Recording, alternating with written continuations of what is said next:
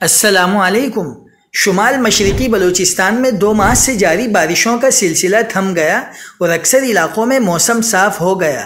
ایک اور دل دہلا دینے والا حادثہ بھی پیش آیا ہے۔ کیا آپ حالات حاضرہ سے آگاہی حاصل کرنا چاہتے ہیں؟ خبر کے پیچھے چھپے اصل حقائق جاننا چاہتے ہیں تو ابھی سبسکرائب کیجئے جلمل پاکستان کو اور ساتھ ہی گھنٹی کے نشان پر کلک کر دیں۔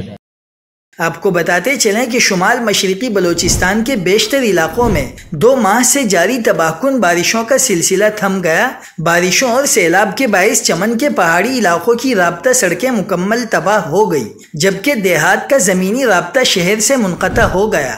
پیشین کے علاقے توبہ کاکڑی میں 2 مزید ڈیم ٹوٹ گئے، جس کے نتیجے میں 3 افراد جاں بحق ہو گئے۔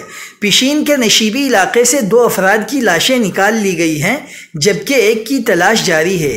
زیارت کا ملک بھر سے 3 دن سے زمینی رابطہ منقطع ہے۔ کوئٹہ زیارت قومی شاہراہ پر 4 پل اور 7 مقامات پر سڑکیں بہہ گئیں۔